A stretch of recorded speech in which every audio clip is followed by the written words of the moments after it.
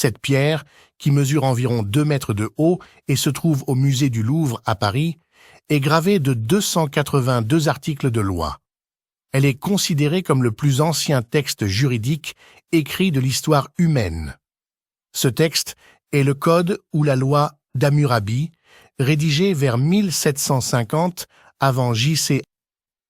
Hammurabi était roi de Babylone, l'un des plus grands royaumes de la Mésopotamie, qui s'étendait sur les territoires correspondant aujourd'hui à l'Iran, l'Irak et la Syrie. À cette époque, Babylone était le centre culturel et civilisationnel le plus important du monde.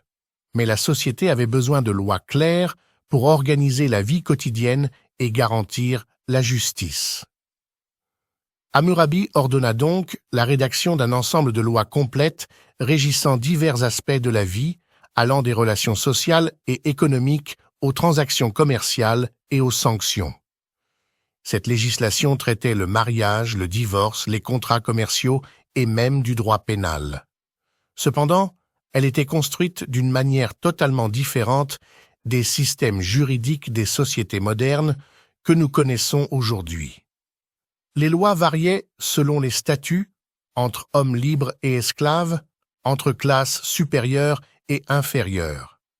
Elles comportaient également des dispositions qui nous semblent aujourd'hui étranges. Par exemple, si un homme accusait un autre d'un crime sans pouvoir en apporter la preuve, l'accusateur était condamné à mort. Si une personne volait un objet dans un temple, elle était condamnée à mort. Si un fils frappait son père, sa main était coupée. Bien que ces lois paraissent aujourd'hui sévères et illogiques, le Code d'Hammurabi représentait une véritable révolution dans l'évolution de la civilisation humaine. Avant et après cette époque, de nombreux tribunaux rendaient leur jugement sur la base d'une appréciation personnelle du juge sans suivre de règles fixes. La loi d'Hammurabi était donc en avance sur son temps. Des siècles après le déclin du royaume de Babylone, de nombreuses civilisations ont émergé et disparu sans jamais posséder un code juridique aussi détaillé.